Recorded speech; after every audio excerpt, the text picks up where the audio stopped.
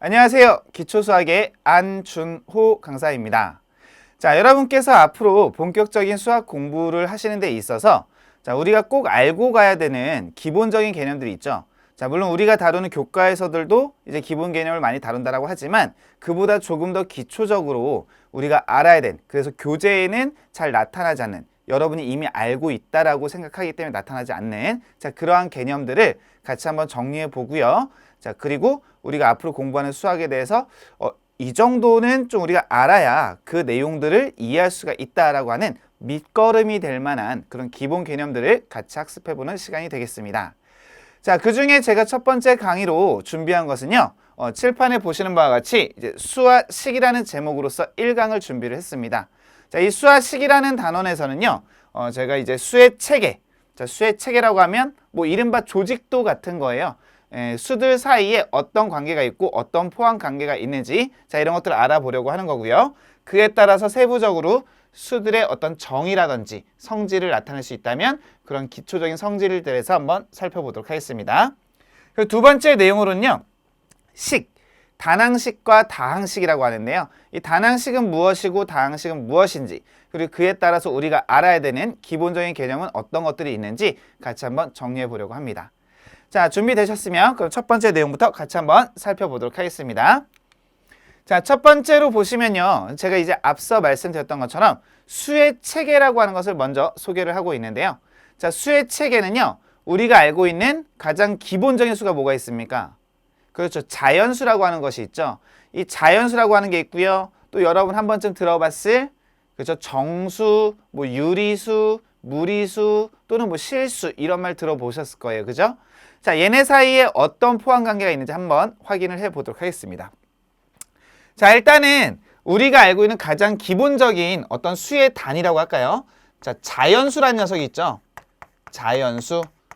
다르게 표현하면 이제 양의 정수라고 얘기를 합니다.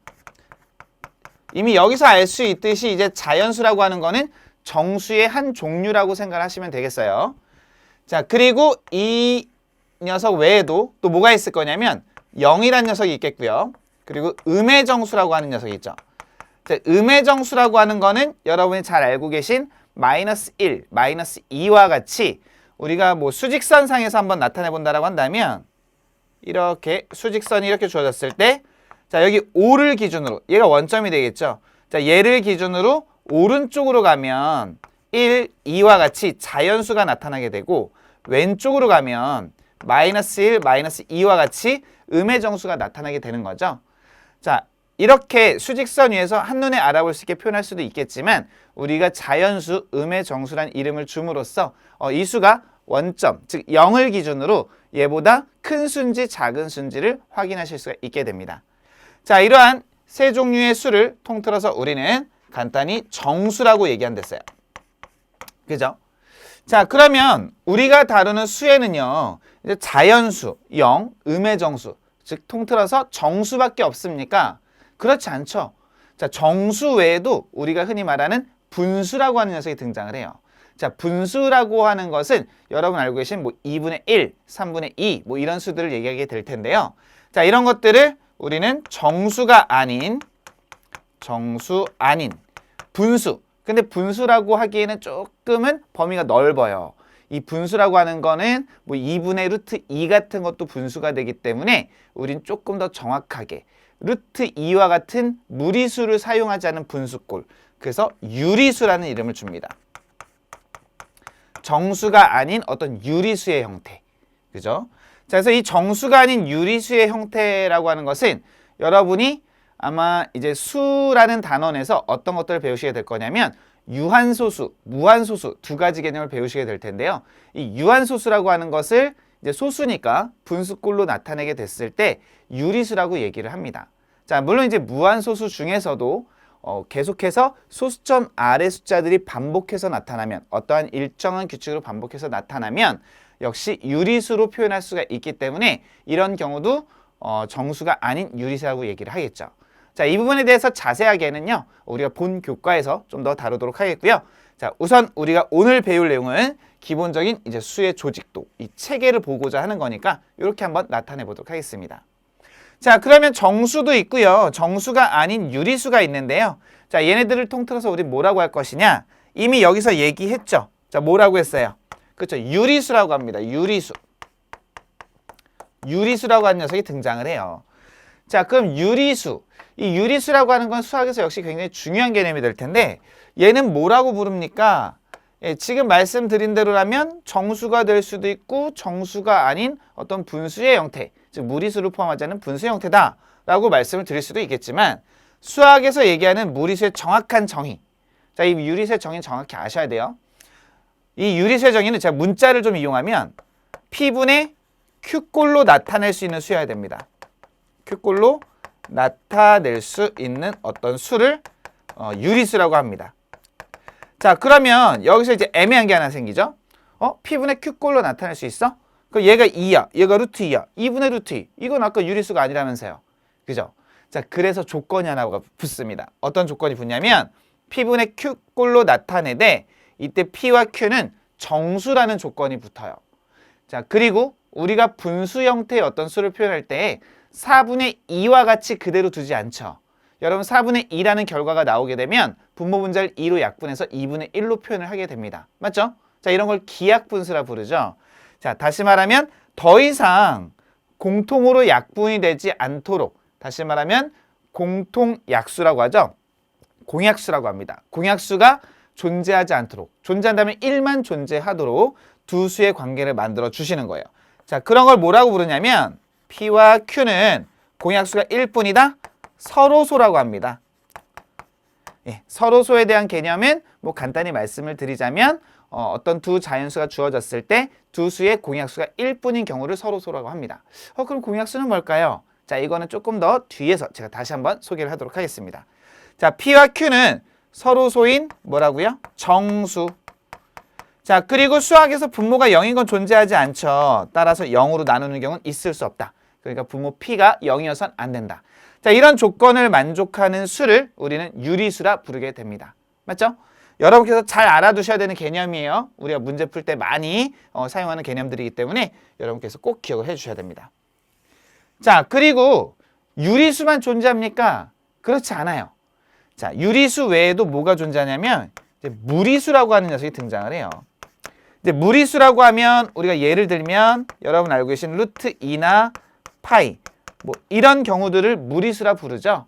예, 무리수는 소수 형태로 표현했을 때, 자, 얘는 소수점 아래에 어떤 숫자가 끝없이 나타납니다. 자, 끝없이 나타나는데 일정한 규칙을 가지고 반복해서 나타나게 되면 아까도 언급했지만 분수꼴로 표현할 수가 있기 때문에 유리수가 됩니다. 자, 그럼 무리수는 무엇이냐? 소수 형태로 나타냈을 때 소수점 아래 뒷자리가 어떤 규칙성이 없어요. 그냥 막 숫자가 나열이 되고 있는 거예요. 자, 몇 번째까지 어떤 수가 반복해서 나타난다? 이런 규칙이 없다라는 거죠. 예를 들자면 뭐 이 파이 같은 경우가 어때요? 파이 같은 경우가 3.141592 뭐 이렇게 쭉 갑니다. 그죠?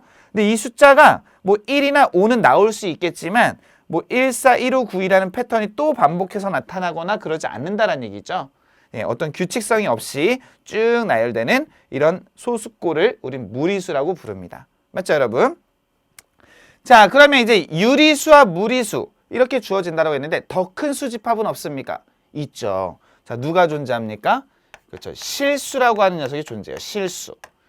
자, 실수라고 하는 녀석은 지금 보셨던 이제 유리수와 무리수를 합쳐놓은 개념이라고 생각하시면 돼요. 즉 실수 안엔 유리수도 있고 무리수도 있다라고 생각하시면 됩니다. 이런 걸 통틀어 우리는 실수라고 한다. 자, 그래서 여기까지가 우리가 다루게 되는 기본적인 어떤 수의 범위가 되겠고요. 자, 특히나 앞으로 여러분이 공부하시면서 함수라는 것도 다루시게 될 거고, 그리고 도형을 다루시게 될 텐데, 함수와 도형 단원에서는 함수는 그래프를 그리시기 때문에 우리가 xy 평면 위에서 그래프를 그리게 됩니다. 자, 그때 xy 평면 위에서 그래프로 나타내기 위해서는 x와 y라는 값 자체가 실수 범위 안에서 정의가 돼야 돼요. 그리고 도형도 마찬가지죠. 우리가 길이, 넓이, 부피, 자, 이런 것들을 표현하는 데 있어서 그때 나타나는 결과값들은 역시 실수 범위에서 나타나기 때문에 여러분이 꼭 기억하셔야 되는 수책에는 이 실수 범위까지, 여기까지는 여러분 잘 알고 계셔야 되는 거예요. 맞죠, 여러분?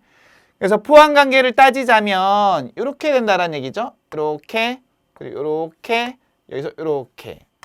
자, 유리수와 무리수는 어떤 포함관계가 없습니다. 따라서 얘네들은 아까 썼던 용어처럼 서로소라고 해요. 그런데 이제 무리수도 실수 안에 포함이 된다라고 했죠? 자, 다시 말하면 왼쪽으로 갈수록 더 큰 집합이다 라고 생각하시면 되겠습니다. 여러분 이해되시죠? 자, 그리고 이제 실수. 여기까지 우리가 기억을 하면 좋겠지만 이제 복소수라고 하는 것이 여러분 또 뒤에서 공부하시다 보면 등장하는 경우가 생깁니다. 자, 복소수에 대해서 자세한 거는 이제 교과 단에서 공부하시면 되겠고요. 저는 간단하게만 좀 말씀을 드릴게요. 실수 외에 허수라고 하는 게 존재를 해요. 이때 허수를 얘기할 때에는 어떤 얘기를 하게 되냐면 허수단위라고 하는 걸 얘기하게 됩니다. 허수단위라고 하는 건 이제 i로서 i는 루트 마이너스 1로서 약속을 합니다. 즉 정의를 합니다. 자, 얘를 i로 정의해 줌에 따라서 우리가 과거에는 루트 안에 음수가 들어갈 수 없다. 앞으로도 그렇게 많이 설명을 드릴 거예요. 자, 루트 안에 음수, 즉 루트 마이너스 2 같은 건 존재하지 않는다라고 배웠었지만 부득이 이제 복소수라는 범위를 다룰 때에는 루트 마이너스 2의 경우는 루트 마이너스 1을 i라는 허수 단위로 정의함으로써 루트 마이너스 1 곱하기 루트 2, 즉 루트 2 i로 표현할 수 있다라고 하는 것을 배우시게 될 겁니다. 자, 이건 좀 더 자세히는요. 우리가 교과 단원에서 학습할 때 좀 더 정확하게 얘기하기로 하겠고요. 자, 그래서 마지막으로 이것들을 통틀어 우린 뭐라 부르냐? 얘네들을 이제 아까 말씀드렸던 복소수라고 합니다. 그래서 여러분이 이제 공부하시면서 보시는 수책에는 여기까지라고 생각을 하시면 돼요. 이해되시죠, 여러분? 자, 그래서 우리가 보게 되는 수는 자, 이렇게 존재할 텐데 그 중에 나머지 전체적인 내용들은 우리가 이제 자연수를 이해함으로써 좀 더 상위 개념들이기 때문에 교과에서 학습하시기를 바라고요. 자, 오늘 저랑 살펴보실 것은요. 이 자연수라고 하는 기초적인 개념 잘 아셔야 되기 때문에 한번 짚어보고 넘어가 보도록 하겠습니다. 자, 여기까지 다 이해되셨죠? 뭐 그렇게 어려운 내용 아니었죠, 여러분? 네, 수체계가 이렇게 놓인다라는 거 기억을 해주시면 되겠고요.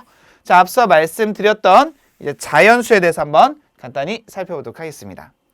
자, 자연수라고 하는 것은 1, 2, 3, 4, 5, 6, 7, 8과 같이 이런 수들을 자연수라고 말씀을 드렸었는데 이런 자연수에는 어떤 성질이 있느냐? 자, 첫 번째로 등장하는 것은 이제 약수와 배수라고 하는 개념이 등장을 합니다. 자, 역시 교과에서도 많이 보시게 되는 개념이에요. 자, 대표적인 예를 뭐 하나 들어볼까요? 자, 우리가 이런 걸 한번 예시를 들어볼까요? 6과 같은 숫자. 자, 6이란 숫자는 우리가 구구단 이미 알고 있잖아요. 그죠? 자, 구구단만 생각해봐도 얘는 2 곱하기 3과 같이 표현할 수 있습니다. 자, 물론 1 곱하기 6으로 표현할 수도 있겠죠. 자, 그러나 저는 2 곱하기 3으로 예시를 들도록 할게요. 자, 이 경우에 2에다 3을 곱해줌으로써 6이 나온 거예요. 또는 반대로 3에다 2를 곱해줌으로써 6이 나옵니다. 자, 이럴 때 우리가 사용하는 용어들이 있는데요. 자, 6이란 숫자는 결국 2에다 3을 곱해서 얻어졌기 때문에 2의 배수다. 그리고 3에다 2를 곱해서 얻어진 결과이기도 하기 때문에 3의 배수다 라는 표현을 쓰게 됩니다. 즉, 이러한 수를 우리는 배수라 부르겠고요. 자, 이때 그럼 6이란 숫자는요. 2와 3을 곱해서 얻어진 거기 때문에 이때 곱해지는 수들을 뭐라 부를 거냐? 6이라는 배수의 약수라 부를 거예요. 6이라는 배수의 약수. 제가 이걸 설명드리는 이유는 앞서 말씀드렸던 것처럼 우리가 앞으로 하는 모든 수학에서 이 약수, 배수라는 용어는 굉장히 많이 등장할 거고요. 여러분이 꼭 알고 계셔야 되는 기초 개념이라서 지금 소개를 하고 있습니다. 자, 그래서 배수와 약수 어떤 관계인지 이해가 되십니까? 자, 그럼 이걸 일반적으로 문자로 표현하게 되면 자, 이렇게 나타날 수 있다는 얘기예요. 어떤 자연수 A는 B 곱하기 Q와 같다라고 하면 이때 B와 Q는 A의 약수라고 하는 것이고요. 이때 A란 녀석은 BQ의 배수라고 얘기를 하겠다. 이해가 되시죠, 여러분? 네, 이런 것들 잘 기억을 해주세요. 그래서 여러분 알고 계신 뭐 구구단 같은 경우에 뭐 2의 배수, 그럼 2 곱하기 1, 2 곱하기 2, 2 곱하기 3 이렇게 나오잖아요. 그죠? 네, 이런 것들 체크해 주시면 되겠고요. 자, 그리고 또 많이 보시게 될 것이요. 자, 소인수분해. 자, 역시 우리 교과에서 다루게 됩니다. 교과에서 다루는데 제가 미리 좀 소개를 해드리고자 하는 이유는요. 교과에서 다루는 개념들은 아무래도 조금 이제 연산에 문제풀이에 좀 가깝게 설명을 하다 보니까 아주 기초적인 개념을 놓치고 하시는 경우들이 생겨서 요거를 좀 소개하고자 합니다. 자, 여기서 소인수분해라고 했는데요. 소인수분해라고 하는 것은요. 이 소자, 그리고 인수자, 그리고 분수 이렇게 찢어서 보시면 돼요. 자, 앞에서 말하는 소가 의미하는 것은요. 소수를 의미합니다. 소수. 자, 인수. 인수는 좀 약수와 비슷한 개념이지만 약수랑 완전히 같다라고 할 수는 없어요. 자, 물론 자연수 범위에서는 인수나 약수나 똑같은 말로 보셔도 상관은 없습니다. 자, 원래 인수는 꼭 숫자에서만 쓰는 것이 아니라 식에서도 표현하기 때문에 사실상 약수랑 비슷하지만 조금은 넓은 개념이라고 보시면 돼요. 아시겠죠? 자, 그러면 여기서 이제 소수, 인수, 분해라고 했으니까 소수인 인수로 분해를 하는 방법이에요. 그래서 아까 보셨던 6과 같은 경우가 이 6을요. 2 곱하기 3으로 나타냄으로써 이때 2와 3을 소수라고 한다면 이런 결과를 우리는 소인수분해했다 또는 소인수분해다라고 얘기를 한다는 거죠. 자, 그럼 여기서 이제 소인수라고 했을 때 소수가 누군지 아셔야 되는 거예요. 그래서 보시게 되면 여기 이제 세 가지 개념이 등장을 합니다. 맞죠? 자, 첫 번째 소수. 소수 뭐라고 돼 있죠? 우리가 알고 있는 0.1, 0.2 이런 거 아니에요. 예, 글자는 똑같이 소수긴 하지만 우리가 자연수에서 말하는 소수는 1보다 큰 자연수 중에서 1과 그 자신만을 약수로 갖는 수를 소수라고 얘기를 합니다. 그래서 앞서 보셨던 2와 같은 수는요. 약수가 1과 2밖에 없죠. 자, 이런 수를 소수라고 불러요. 3 역시 1과 3밖에 없죠. 이런 수를 소수라 부릅니다. 자, 반면 6과 같은 경우는요.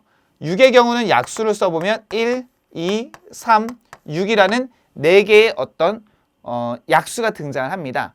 자, 이런 수는 소수 조건을 만족하지 못하죠. 소수는 1과 자신뿐이어야 돼요. 근데 2와 3도 있죠? 그럼 이런 수는 뭐라 부릅니까? 예, 밑에서 소개하고 있죠? 자, 이런 것을 합성수라 부르게 됩니다. 그래서 합성수는요, 약수가 2개만 있지 않겠죠. 기본적으로 3개 이상인 어떤 자연수를 합성수라 부릅니다. 그래서 여기서 표현하진 않았지만 제가 옆에 간단히 좀 적어보면요. 결국 우리가 다루는 자연수라고 하는 것은요. 3개로 분류할 수가 있다는 얘기죠. 자, 어떻게 분류할 수 있냐면 제일 먼저 1, 자연수 중에 가장 작은 수 1, 그리고 좀 전에 설명드렸던 소수, 그리고 또 설명드렸던 합성수. 그럼 1은 뭡니까? 예, 제가 왜 이렇게 분류해놨겠어요? 1은요, 소수도 합성수도 아닌 자연수입니다. 그래서 자연수의 분류, 그러면은 항상 이렇게 3개가 있다고 생각하시면 돼요. 합성수 역시 약수가 3개 이상인 자연수다 보니까 1이 포함될 수 없다는 거 알 수 있겠죠? 네, 이런 기본적인 개념들 잘 기억을 해주시고요. 자, 그리고 소인수, 소수인 인수라고 했는데요. 아까 말씀드렸죠? 인수라는 말과 약수라는 말은요. 완벽히 같은 말은 아니에요. 그래서 이렇게 점점을 찍을게요. 자, 이렇게 점점 찍으면 수학에서는 거의 같다는 뜻이에요. 예, 거의 비슷하지만 완벽히 같은 말은 아닙니다. 네, 그러나 약수처럼 이해를 하시면 되겠고요. 자, 소인수 분해는 앞서 보셨던 이런 소수와 같은 어떤 자연수의 고배 형태로 어떤 합성수를 나타내는 것을 소인수 분해라고 합니다. 자, 그래서 소인수 분해의 대표적인 예시를 여기서 한번 보도록 할게요. 12의 약수의 개수를 구하라고 했는데요. 자, 12란 녀석을 소인수 분해할 때 그럼 어떻게 합니까? 2가지 방법이 있어요. 자, 얘를 2로 이렇게 나누면 여기 6이 나오겠죠. 자, 이때 나머지는 0이 됩니다. 자, 역시 2로 나누면 3이 나오겠죠. 이때 나머지 0이 되겠죠. 자, 얘 같은 경우는 어때요? 더 이상 나눌 수 있는 게 없죠. 자, 이랬을 때 여기에 곱해져 있는 수들을 곱으로써 표현해 주시면 2가 2번, 3이 한 번 곱해서 12를 나타낼 수 있구나. 자, 이렇게 표현하는 것을 소인수 분해라고 얘기합니다. 자, 이때 2와 3을 소인수라고 하는 거고요. 2의 제곱을 소인수라고 하는 거 아니에요, 여러분. 여기에 몇 제곱이 붙었냐는 중요하지 않습니다. 이 소수인 인수들, 얘네들을 소인수라 부릅니다. 자, 이렇게 우리가 소인수 분해할 수 있다. 자, 또는 소인수 분해할 때는요. 이렇게 하셔도 상관없어요. 2 곱하기 6. 6은 또 2 곱하기 3. 더 이상 안 되네. 그럼 역시 앞에서와 마찬가지로 이렇게 곱해주면 얘는 똑같이 2의 제곱 곱하기 3과 같이 나타날 수 있다는 것을 확인할 수가 있겠습니다. 여러분 편한 방법을 선택하시면 됩니다. 맞죠? 자, 이런 걸 소인수분해라고 하겠고요. 자, 이런 소인수분해를 왜 하느냐? 소인수분해를 하게 되면은요. 지금 5번에서 보시는 바와 같이 어떤 자연수의 약수의 개수라고 하는 걸 나타내실 수가 있습니다. 이거 가지고 어떻게 약수의 개수를 찾습니까? 제가 여기 공식처럼 적어놨죠? 예, 요거는 여러분이 역시 교과에서 중요하게 다뤄지는 개념입니다. 자, 근데 자꾸 까먹으세요. 그래서 제가 미리 좀 소개를 좀 하고 넘어가려고 해요. 자, 그래서 또 까먹으시더라도 교과 가면 다시 배우셨을 때 아, 그거였구나 기억나실 거잖아요. 그죠? 자, 지금 제가 예시 들었던 12를 가지고 볼게요. 자, 이 옆에다 한번 써볼까요? 자, 12라는 숫자를 가지고 제가 표를 하나 만들어 볼 건데요. 자, 여기 곱하기라고 쓸게요. 자, 12를 만들려고 합니다. 자, 12를 어떻게 만들 수 있느냐? 2가 두 번, 3이 한 번 곱해져 있다고 했으니까 2가 한 번 곱해질 수도 있고 두 번 곱해질 한 번도 안 곱해질 수도 있고 한 번 곱해질 수도 있고 두 번 곱해질 수도 있겠구나. 3이 한 번도 안 곱해질 수도 있고 한 번 곱해질 수도 있겠구나. 자, 그래서 이렇게 나눠보게 되면 자, 제가 여기 곱셈이라고 표현해놨죠? 자, 왜냐면 얘네들을 곱해야지 얘를 나타낼 수 있는 거니까요. 자, 1과 1을 곱해보면 여기 1, 1과 2를 곱해보면 2, 1과 2의 제곱. 자, 요거 4죠? 계산하면. 요거 계산하면 3 나오겠죠? 여기 6 나오겠죠? 12가 나오겠죠? 자, 이때 제가 노란색으로 써놓은 이 수들을 잘 들여다보니까 어떤 수가 됩니까? 1과 11을 곱하면 12, 2와 6을 곱하면 12, 3과 4를 곱하면 12. 아, 그러면 곱해서 어떤 수가 나오게 하는 자연수를 우리가 아까 뭐라고 했죠? 약수라고 한댔죠? 아, 얘네들이 모두 12의 약수구나라는 것을 알 수가 있어요. 몇 개가 있어요? 하나, 둘, 셋, 넷, 다섯, 6개. 그럼 왜 6개가 있었을까? 한번 생각해 볼까요? 왜 6개가 있었냐면 2의 제곱 곱하기 3으로 소인수분해 됐었기 때문에 12의 약수는 2를 곱해봐야 최대 2번까지 곱할 수 있다는 얘기예요. 최소 안 곱할 수도 있어요. 그렇기 때문에 한 번도 안 곱할 때, 한 번 곱할 때, 두 번 곱할 때 아, 여기 지수 2가 여기가 2라고 주어져 있으면 안 곱하는 경우도 있으니까 2 플러스 1에서 세 가지 케이스가 발생하는 거구나. 그 다음에 3도 마찬가지죠. 안 곱할 때, 한 번 곱할 때. 아, 그럼 여기도 3의 1제곱인데 여기가 1제곱이라고 되어 있으면 안 곱하는 경우까지 생각했을 때 두 가지 가능성이 생기는 거구나. 그래서 저기 주어져 있던 이 지수 2에다가 1을 더한 다음에 여기도 1에다가 1을 더한 다음에 얘네들을 곱해봤더니 뭐가 돼요? 6이라는 숫자가 얻어지죠? 이때 6이 의미하는 게 뭐다? 바로 약수의 개수다.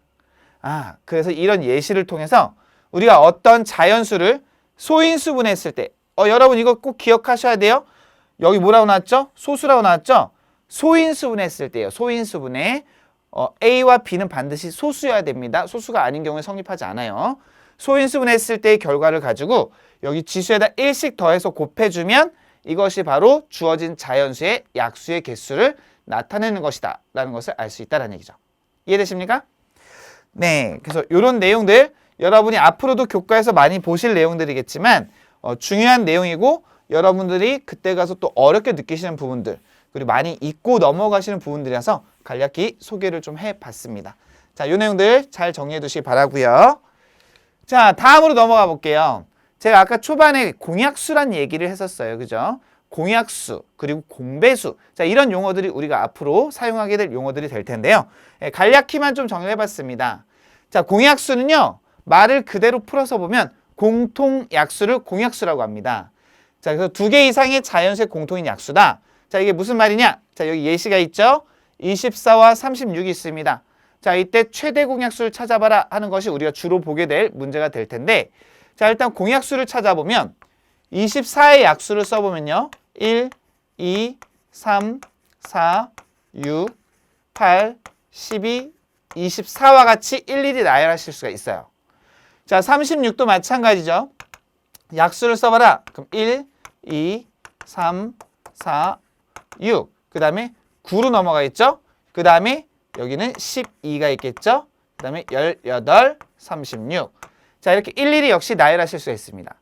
자, 일일이 나열하고 보니까 얘네들이 각각의 약수가 될 텐데 이 약수를 들여다봤더니 1, 1, 2, 2, 3, 3, 4, 4, 6, 6. 그리고 여기 12, 12까지. 자, 이게 공통된 약수가 됨을 알 수가 있습니다. 자, 이때 제가 노랗게 표현해 놓은 이 수들을 우리는 앞으로 공약수라 부를 거고요. 이 공약수들 중에서 가장 큰 아이, 요 녀석이죠? 자, 이걸 최대 공약수라고 한다는 거예요. 자, 그래서 우리가 앞으로 어떤 두 수의 최대 공약수를 구해라 또는 공약수를 구해라. 그럼 이렇게 일일이 나열해서 구해주면 된다는 거죠. 자, 근데 실제로 이렇게 하겠어요? 이렇게 하면 너무 시간이 오래 걸릴 수 있잖아요. 그죠? 숫자가 조금만 커져도. 그죠? 자, 그래서 우리는 실제 조금 더 좋은 방법으로서 24, 36의 공약수를 구할 때에는 자, 얘네들을 공통으로 나눌 수 있는 수를 찾아봅니다. 자, 물론 2도 있고 3도 있고 4도 있을 거예요. 그죠? 근데 이왕이면 그 중에 가장 큰 수를 생각하는 거예요. 그래서 앞에서 보신 것처럼 12로 나눠보면 2가 되고 3이 되겠죠. 자, 이렇게 가장 큰 수로 나눴을 때 얘네 남는 두 수는 더 이상 공통으로 나눌 수가 없어요. 자, 그러면 이때 얻어지는 이 결과를 우리는 뭐라 부르냐? 얘를 최대 공약수라 부르겠다라는 얘기예요. 아시겠습니까, 여러분? 그죠? 자, 이런 개념은 잘 기억하고 계셔야 됩니다. 나중에 우리가 교과 들어갔는데 공약수가 뭔지도 모르고 최대 공약수가 뭔지도 모르고 이러면 안 되겠죠. 자, 이런 개념 잘 기억해 주시기 바라고요. 자, 그럼 공배수와 최소공배수는 또 무엇이냐? 자, 공배수는 공약수와 마찬가지로 공통 배수를 얘기하는 거예요. 그래서 어떤 두 개 이상의 자연수의 공통인 배수를 찾는 것을 이제 공배수를 찾는다라고 얘기를 할 텐데, 자, 어떻게 찾을 수 있을까요? 자, 18의 공배수 한번 찾아볼까요? 18의 공배수는요, 9구단에서 18단이 있다라고 생각하시면 돼요. 자, 1을 곱하면 18이 나와요. 2를 곱하면 36이 나와요. 54가 나와요. 72가 나와요. 막 이렇게 나가겠죠. 얘는 약수와는 다르게 약수는 쓰다 보면 어쨌든 끝이 있잖아요. 그죠? 근데 공배수는 수가 무한하기 때문에 당연히 끝없이 뻗어나갈 수밖에 없습니다. 자, 그리고 24의 경우는요. 24, 2를 곱하면 48, 3을 곱하면 72, 4를 곱하면 96. 자, 이와 같이 나타나게 될 겁니다. 자, 이때도 마찬가지 우리가 두 수의 배수를 써놓고 보니까 어디 있더라? 아, 여기 있네. 72, 72. 자, 이게 뭐예요?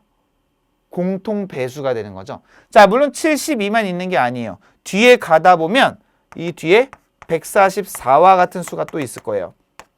자, 여기 144. 자, 물론 더 많은 수가 존재하겠죠. 자, 이런 아이들을 우리가 뭐라 부르냐? 공배수라고 부른다는 얘기죠. 맞습니까, 여러분? 네. 자, 그럼 이런 공배수를 역시 이렇게 일일이 나열해서 찾을 것이냐? 그렇지 않다는 얘기죠. 자, 공배수를 찾을 때는 18과 24를 공약수 찾을 때와 마찬가지로 이렇게 써놓습니다. 그리고 방법도 똑같아요. 두 수를 동시에 나눌 수 있는 가장 큰 수. 자, 6, 그 여기 3, 4. 더 이상 공통으로 나눌 수 없죠? 자, 아까 뭐랬죠? 이때 얘를 최대 공약수라 부른다라고 했어요. 그죠? 자, 얘네들은 더 이상 서로 나눌 수가 없습니다. 자, 이때 이 최대 공약수와 더 이상 약분이 되지 않는 이 두 수를 모두 곱해서 나타내보면 72라는 결과가 얻어지게 됩니다. 이때 72가 누구였죠? 공통배수 중에 가장 작은 아이였었죠? 자, 따라서 얘를 우리는 최소 공배수라 불러줄 거예요. 아시겠죠, 여러분? 그래서 여러분이 앞으로 다루실 뭐 어려운 개념은 아니지만 기본적으로 알고 계셔야 될 기초 개념이라서 역시 이렇게 소개를 해봤습니다. 자, 이런 내용들 잘 기억하실 수 있겠죠? 자, 물론 여러분 교과 내용에서도 최대 공약수, 최소 공배수가 다시 한번 설명이 될 겁니다. 자, 근데 그때도 마찬가지 공배수가 뭔지도 공약수가 뭔지도 용어 때문에 어려서 못 푼다. 그러면 문제가 굉장히 어려워질 수밖에 없겠죠. 그래서 미리 이렇게 기본 개념은 잡아놓고 가시면 좋을 것 같아요. 자, 그리고 또 역시 우리가 이렇게 수의 체계를 다루고 나서 이 수들을 가지고 무엇을 할 것이냐 하는 건데 가장 기본적인 내용은 수를 가지고 할 수 있는 것은 대소 비교를 하게 됩니다. 그리고 어떤 연산을 하게 되겠죠. 자, 이 대소 비교를 하기 위해서 연산하기 위해서 우리가 수의 크기를 나타내야 되는데 자, 수의 크기를 나타내기 위해서는 보시는 바와 같이 수직선 위에 표현을 하게 됩니다. 그럼 수직선 위에서 각각의 수들에 대해서 이 녀석의 크기라든지 어떤 방향에 따라서 위치를 잡아줄 때 절대값이라고 하는 개념이 등장을 해요. 자, 제가 절대값의 개념을 준비했던 이유가 뭐냐면 항상 수업을 하다 보면 이 절대값만 등장하면 되게 어렵게 느끼시는 분들이 많으세요. 그 절대값의 개념을 오해하시는 분들이 많으세요. 뭐 마이너스 1에다가 마이너스 1이 있으면 절대값 줬을 때 이 마이너스 없애주는 게 절대값 아니야? 이렇게 생각하시는 분들이 계시는데 그거는 우리가 그냥 그렇게 생각을 하는 것이지 정확한 개념은 아니죠. 정확히 절대값의 개념이라고 하는 건 뭐냐면 제가 밑줄을 미리 쳐놨는데요. 자, 수직선 위에서 원점과 어떤 수 A를 나타내는 점 사이에 뭐라고 했죠? 거리라고 합니다. 거리. 절대값은 거리 개념인 거예요. 그래서 수직선을 이렇게 표현해 보게 되면 자, 여기 0이 있죠?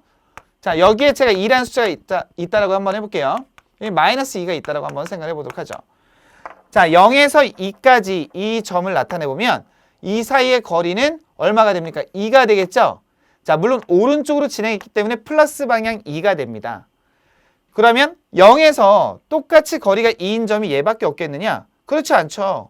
자, 여기도 있잖아요. 여기도 2가 되겠죠. 자, 그러나 얘는 왼쪽, 즉 마이너스 방향이기 때문에 마이너스 2라고 표현을 합니다. 그래서 우리가 이렇게 기호로서 마이너스라는 어떤 표현을 주는 거예요. 맞죠? 자, 그래서 얘네 둘은요.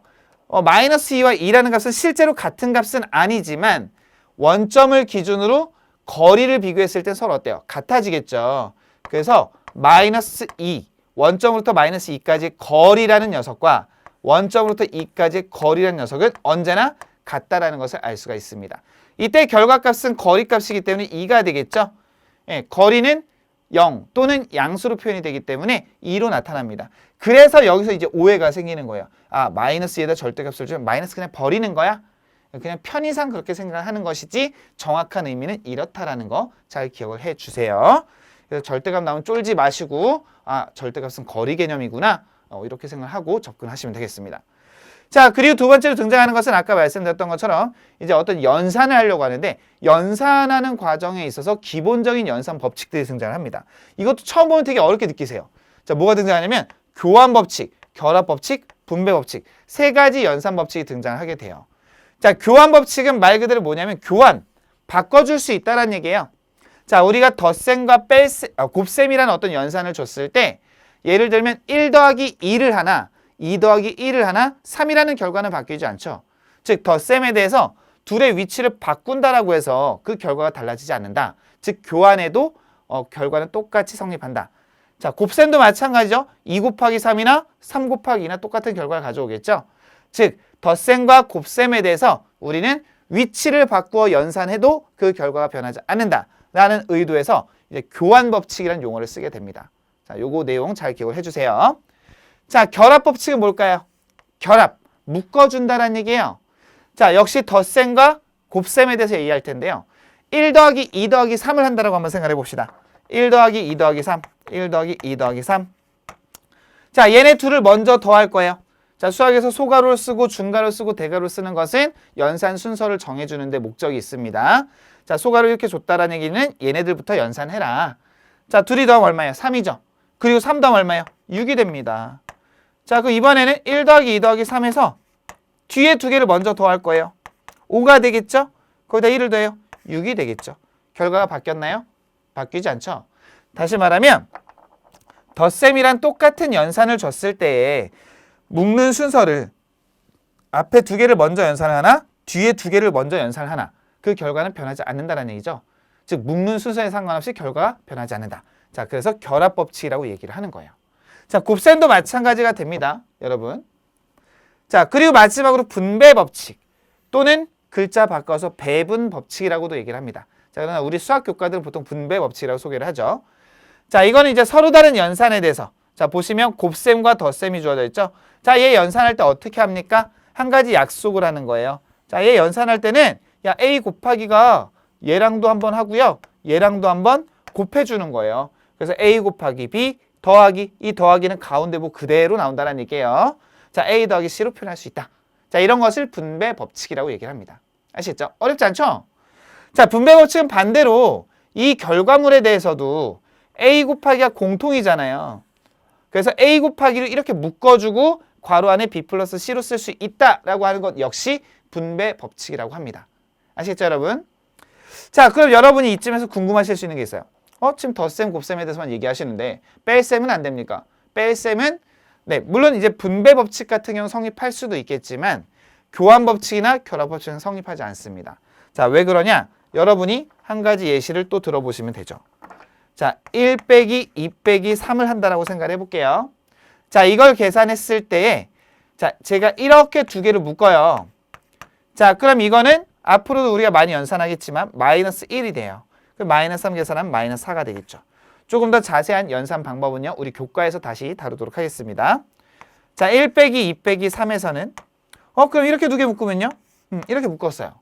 자, 계산해보면 마이너스 1이 되죠. 마이너스 1에 마이너스 4가 붙으면 플러스로 바뀔 거예요. 1을 더하면 2가 되겠죠. 자, 이렇게 되면 결과가 달라진다는 얘기죠. 따라서 뺄셈에 대해서는 결합법칙이 성립하지 않는다. 이해되십니까? 자, 물론 교환법칙도 마찬가지가 됐죠. 1 빼기 2와 2 빼기 1이 같을 수 있어요? 같을 수 없잖아요. 그죠? 네, 그래서 우리가 일반적으로는 사칙 연산, 덧셈, 뺄셈, 곱셈, 나눗셈이라고 하는 연산 중에서는 덧셈과 곱셈에 대해서만 교환법칙, 결합법칙이 성립한다. 자, 그리고 분배법칙이라고 하는 거는 여기가 덧셈, 뺄셈, 여기는 곱셈 또는 나눗셈의 형태로 나타나는, 즉 곱셈, 나눗셈과 덧셈, 뺄셈 사이의 어떤 연산관계다라고 이해를 하시면 되겠습니다. 자, 그래서 이렇게 여러분이 기본적으로 아셔야 될 어떤 수의 연산법칙, 그리고 절대값 개념에 대해서 살펴봤고요. 자, 넘어가 보시면 이제 무리수 개념에서 등장하는 제곱근과 실수. 자, 이것도 간단하게만 좀 얘기하고 넘어가 보도록 할게요. 제곱근이라고 하는 것은요, 앞에 사실은 2라는 숫자 또는 한글 2가 생략됐다라고 보시면 돼요. 그래서 이 녀석은 우리가 이제 흔히 쓰는 표현에서 많이 생략해서 쓰느라 이제 제곱근이라고 얘기를 하는데요. 자, 이거는 정확한 정의가 어떤 수 x를 제곱해서 a가 될 때, 다시 말하면 x를 2번 곱했더니 a가 됐을 때, 자, 이때 x라는 값을 a의 제곱근이라 부릅니다. 그래서 제가 이렇게 표현을 해놨죠. 자, 이렇게 표현을 해놨고요. 나는 x를 구하는 게 목적이야. 그래서 여기 2를 없애고 싶어. 그래서 어떻게 했냐면 똑같이 루트를 씌워주게 됩니다. 자, 그래서 루트 a가 나오게 되는데 이때 주의하셔야 될 게 있어요. 뭐냐? 4라는 숫자를 한번 생각해 볼게요. 4. 4는 2 곱하기 2로 나타내실 수가 있지만 마이너스 2 곱하기 마이너스 2라고도 표현할 수가 있습니다. 다시 말하면 여기다 그냥 루트 씌워서 답은 루트 a야 이렇게 하시면 안 된다는 얘기예요. 어차피 2번 곱하기 때문에 마이너스 루트 a의 경우도 2번 곱하면 a가 될 수 있죠. 그래서 이런 결과물에 대해서 x를 구하세요. 그랬더니 어떤 분들 그냥 루트 딱 씌워가지고 x는 루트 a입니다. 이러면 다 틀린다는 얘기예요. 두 가지 케이스가 발생할 수 있기 때문에 여러분이 쓰실 결과물은 x는 플러스 마이너스 루트 a라고 써주시면 되는 거예요. 아시겠죠, 여러분? 이거 굉장히 실수를 많이 하십니다. 잘 기억하셔야 돼요. 자, 그래서 제곱근의 개념 잘 기억을 해주시면 되겠고요. 아까 제가 수의 책에 소개해드리면서 말씀드렸죠. 우리가 다루는 실수 범위에서는 루트 안에 음수가 들어가는 것을 생각하지 않습니다. 루트 안에 음수가 들어가는 것은 허수라는 개념이 등장하면서 복소수를 다룰 때에만 사용합니다. 그 외의 경우 사용하지 않아요. 따라서 우리는 일반적으로 음수의 제곱근은 없다라고 생각을 할 거예요. 아시겠죠, 여러분? 그리고 0이란 숫자의 제곱근은 0이다? 예, 0은 2번 곱해서 0이 되는 수는 0밖에 없어요. 근데 0에다가 플러스 마이너스 의미가 있을까요? 없겠죠. 0은 기준점이기 때문에 양의 방향, 음의 방향이라는 어떤 방향성을 갖지 않습니다. 자, 따라서 0의 제곱근은 0 하나만 존재합니다. 맞죠? 자, 이런 것들 여러분 잘 기억해 주시면 되겠고요. 자, 제곱근의 성질이라고 하는 것도 마찬가지가 되겠죠. 자, a가 0보다 크다? 왜? 루트 안에 들어갈 거니까. 자, 루트 a를 2번 곱하면 뭐가 된다? a가 된다. 자, 좀 전에 말씀드렸죠? 마이너스 루트 a도 2번 곱하면 역시 a가 된다. 자, 그리고 a를 2번 곱한 상태에서 루트를 주면 이 제곱과 루트가 같이 없어져서 역시 a가 된다. 자, 이 경우는 조금 주의 깊게 보셔야 돼요. 이거는 마이너스 a가 돼야 되는 거 아닙니까? 아닙니다. 자, 제곱의 연산이 붙기 때문에 마이너스 a를 2번 곱하면 이건 a의 제곱이 되겠죠. 그 얘랑 같은 내용이 되는 거예요. 자, 그래서 같이 없어지기 때문에 a가 된다는 거 잘 기억을 하셔야 되겠죠. 자, 그리고 역시 마지막으로 루트 a의 제곱은 절대값 a와 같다. 왜 그러느냐? 아까 말씀드렸죠. 어떤 수 a 제곱에 루트를 씌웠을 때의 결과는 언제나 양수다라는 보장을 할 수가 없습니다. 그래서 여러분은 얘가 a가 원래 양수였는지 음수였는지 알 수 없기 때문에 절대값으로 표현하시는 거예요. 그리고 보다 정확히 문제 푸실 때는 이렇게 나누시는 거예요. a가 원래 양수였었으면 절대값의 의미가 없어서 a가 0 이상이었으면, 만약에 a가 음수였으면 절대값은 거리 개념이라고 했죠. 즉 방향성을 갖지 않아야 되기 때문에 마이너스란 부호를 떼서 생각해도 좋다라고 했어요. 자, 그래서 마이너스 부호를 없애기 위해서 마이너스 a 이렇게 표현을 한다는 얘기죠. 이거 왜 붙었는지 아시겠죠? 마이너스 부호를 없앤다면서 왜 마이너스 붙여요? a가 음수라면서요. a가 음수는 얘 자체가 마이너스를 가지고 있죠. 그렇기 때문에 마이너스를 없애기 위해서는 마이너스 한 번 더 곱해주시는 거예요. 아시겠죠, 여러분? 자, 이렇게 생각해야 된다는 거. 이거 중요한 내용이니까 잘 기억을 해주셔야 돼요. 자, 요거 잘 기억해 주시기 바라고요. 자, 여기까지 이해가 되셨으면, 자, 실수의 대소관계 빠르게 한번 얘기해 보고요. 그 다음 식에 대해서 넘어가 보도록 할게요. A, B가 실수일 때, 자, 우리가 실수의 대소관계는 간단하게만 정리하도록 하겠습니다. 수학의 3일률이라고 합니다. A가 B보다 클 수도 있고요. A가 B와 같을 수도 있고요. A가 B보다 작을 수도 있습니다. 자, 이 중에 어떤 두 개를 동시에 만족할 수 없죠. 따라서 셋 중에 오직 하나만 만족하는 수학의 어떤 대소관계라고 할 수 있겠죠. 이런 걸 3일률이라고 얘기를 합니다. 그래서 여러분이 이런 3일률을 이용하게 되면 두 수의 대소를 비교할 때 우리가 A와 B의 차를 통해서 얘가 0보다 크냐, 얘가 0과 같냐, 또는 얘가 0보다 작냐를 가지고 이 결과를 가지고 얘가 성립하면 B를 이항해주면 이런 관계가 성립한다. 얘가 성립하면 이항했을 때 얘가 성립한다. 얘가 성립하면 이항했을 때 얘가 성립한다. 라는 것을 확인함으로써 두 수의 크기를 비교할 수 있다는 얘기죠. 자, 이 내용은 되게 쉬운 내용이고 별거 아니고 어떻게 보면 여러분이 느끼실 때 뭐야 당연한 소리 왜 하는 거야 하실 수도 있겠지만 우리가 수학 문제를 푸는 데 있어서 두 수의 대소 비교하는 경우들이 굉장히 많습니다. 부호조사한다든지 이런 경우들. 자, 그럴 때 이러한 방법으로서 대소 비교한다는 거 기억을 해 주시라는 의미에서 이렇게 정리를 해봤고요. 자, 끝으로 이제 단항식과 다항식 빠르게 좀 얘기해보고 마무리해보도록 할게요. 자, 단항식은요. 단자가 헛단자예요. 헛단. 자, 그래서 항이라고 하는 것은 어떤 숫자와 문자의 곱의 형태로 나타나는 것을 항이라고 하는데요. 자, 이런 항이 딱 하나 존재하는 식을 단항식이라고 합니다. 그래서 문자나 수 또는 이들의 곱의 형태로 나타나는 것. 예를 들면 x의 제곱이라든지 뭐 2x라든지 아니면 3과 같은 수. 자, 이런 것들을 모두 단항식이라고 얘기해요. 자, 이렇게 하나의 항밖에 없죠? 하나의 항밖에 없죠? 하나의 항밖에 없죠. 특히나 이 녀석은 우리가 상수밖에 없다라고 해서 상수항이라 부릅니다. 자, 우리가 앞으로 사용하게 될 용어들이기 때문에 잘 기억을 해 주셔야 되겠고요. 자, 중요한 건 이제 다항식인데 다항식은 뭐라고 되어 있죠? 단항식이나 단항식의 합으로 나타내는 식. 자, 이거를 다르게 표현하면 한 개 이상의 단항식. 한 개 이상의 단항식의 합의 형태. 어떤 분들이 이제 다항식 하면 다자가 많을 다자가 맞아요. 그러다 보니까 단항식이 2개 이상 있다라고 생각하시는데 그렇지 않아요. 단항식이 1개 이상으로 주어져 있고 이것들의 합의 형태로 나타나면 다항식이라고 정의합니다. 다시 말하면 단항식조차도 다항식이라고 얘기할 수 있다는 얘기죠. 아시겠죠, 여러분? 이렇게 잘 기억을 해주시기 바라고요. 자, 그럼 이제 다항식의 경우는 대표적인 예를 들면 x의 제곱 플러스 3x 플러스 4와 같은 식들이 있을 수 있는데 자, 이때 이 단항식에 대해서는요. 미지수 x를 두고 여기는 x가 2번 곱해졌다. 여기는 x가 1번 곱해졌다. 이렇게 표현할 수가 있겠고요. 이때 이 녀석들을 우리가 지수라 부를 거예요. 자, 이 지수 중에 얘는 1이고 얘는 2죠. 이 지수 중에 큰 i를 우리는 앞으로 차수라 부릅니다.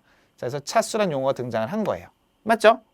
자, 그리고 상수항 아까 말씀드렸죠? 이게 문자가 곱해져 있지 않고 어떤 수로만 나타내는 항을 상수항이라 부르게 됩니다. 상수항.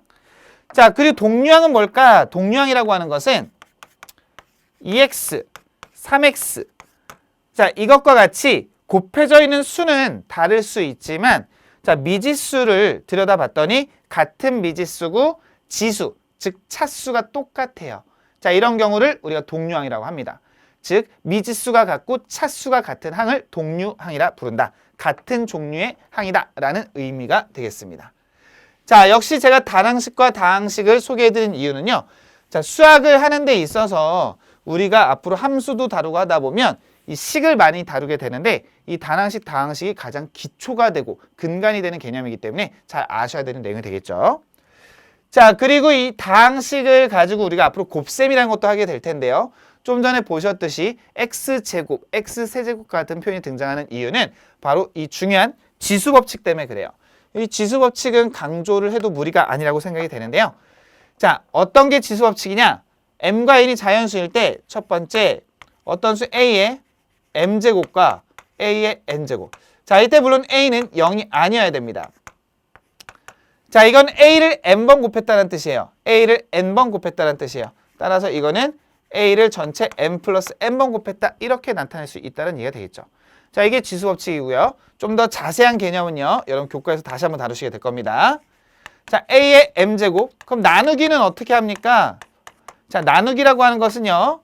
곱셈일 때는 밑이 같을 때 지수끼리 더했으니까 나눗셈일 때는 밑이 같을 때 지수끼리 빼서 표현을 하게 됩니다. 자, 요거부터 한번 쓸까요?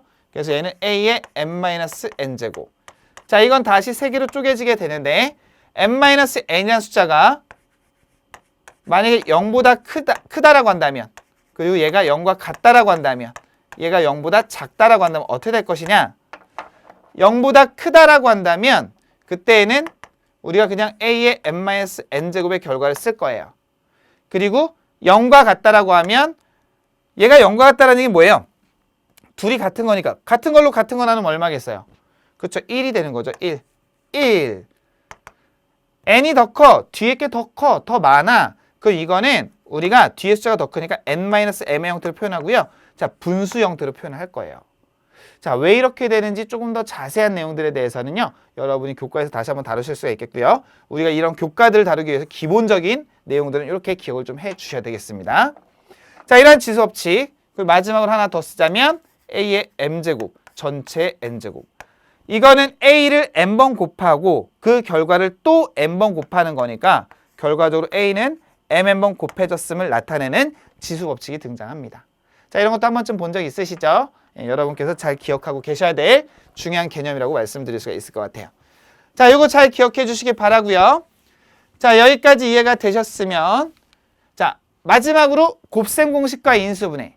자, 이 부분도 마찬가지 제가 간략히만 말씀을 드릴 거예요. 정확한 거는 아무래도 교과에서 조금 더 세부적으로 다루셔야 되겠지만 기본적인 곱셈 공식과 인수분해 개념 잡고 가셔야 돼요. 자, 곱셈 공식이라고 하는 건 제가 뭐라고 써놨죠?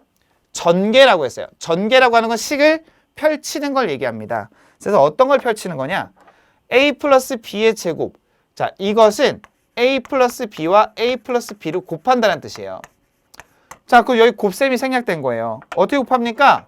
자, 우리가 배웠던 연산 법칙에 따라서 이렇게 분배 법칙을 적용을 하는 거죠. 자, 이번에는 이 녀석도 마찬가지 얘랑 한 번, 얘랑 한 번. 자, 그래서 결과를 써보게 되면 a와 a를 곱했으니까 자신과 자신을 곱하면 지수 법칙에 의해서 제곱. 그 다음에 a와 b를 곱하면 ab. 그 다음에 b와 a를 곱하면 ba. b와 b를 곱하면 b의 제곱. 자, 결과를 쓰자라고 한다면 a의 제곱, ab. 자, 아까 뭐라고 했죠? 연산 법칙. 곱셈이나 덧셈에 대해서 두 수의 곱셈은요, a와 b를 곱하나 b와 a를 곱하나 위치를 바꿔도 똑같다라고 했죠. 따라서 같은 결과가 됩니다. 이런 걸 교환 법칙이라고 한댔죠. 따라서 2ab 플러스 b의 제곱까지 나타내실 수 있습니다. 자, 이렇게 곱셈의 형태로 나타낸 어떤 다항식의 곱셈을 이렇게 하나하나 덧셈으로 풀어서 나열한 것을 전개라고 하고요. 이 전개 과정의 기본적인 원리라고 하는 것은 아까 말씀드렸던 분배 법칙이라고 하는 것이 쓰이게 됩니다. 이거 잘 기억하시면 되겠죠. 그래서 이 녀석을 전개하면 이렇게 되겠고요. 자, 얘도 똑같은 방법으로 전개하시면 이렇게 되겠죠. 자, 마찬가지 이 녀석도 전개해 보시면 이렇게 똑같은 결과를 얻어낼 수 있음을 아시게 됩니다. 그래서 이 공식을 지금 무작정 막 외우실 필요는 없어요. 왜냐? 우리가 이제 기본 교과를 다루다 보면 그때 또 많이 열심히 공부를 하셔야 되는 부분이기 때문에 그때 많이 학습하셔도 되는데 일단은 그 학습 이전에 이런 원리로 전개가 되는 거구나 라는 정도는 이해를 하고 계셔야 돼요. 그래야 여러분이 쉽게 따라가실 수가 있겠죠. 자, 그리고 또 공부하시다 보면 곱셈 공식과 인수분해라는 단원이 나눠져서 나오게 될 거예요. 자, 근데 이 두 개는 다르지 않아요. 자, 여기서 일로 갈 때를, 즉 전개할 때를 우리는 곱셈 공식이라고 합니다. 자, 반대로 이 전개된 식을 곱의 형태로 묶어서 표현하는 것을 인수분해라고 하는 거예요. 그래서 제가 여기다 써놨죠? 이 거꾸로 가는 과정을 인수분해라고 한다. 자, 따라서 곱셈 공식과 인수분해는요, 서로 역연산 관계에 있을 뿐 같은 개념이다 라고 이해를 하시면 되겠습니다. 맞죠, 여러분? 자, 그래서 제가 오늘 여러분한테 이제 수와 식이라는 강의로서 첫 번째 수의 체계, 단항식과 다항식, 그리고 그에 따른 연산 법칙이라든지 마지막 곱셈 공식에서 인수분해까지 기본적인 원리를 설명을 드렸습니다. 자, 아무래도 우리 강의 목적 자체가 이제 기초 수학이다 보니까 제가 어떤 문제 유형들을 다뤄드리기보다는 여러분이 앞으로 학습하실 내용에 대해서 기반이 되는 어떤 개념과 원리를 설명드리는 게 중요하다고 생각을 해서 자, 이렇게 강의를 준비해 봤는데요. 여러분한테 많이 도움이 되셨을까요? 네, 이런 내용들 여러분께서 다시 한번 확인을 해 주시기 바라고요. 저는 다음 시간에 2강에서 다시 뵙도록 하겠습니다. 여러분 모두 수고하셨습니다.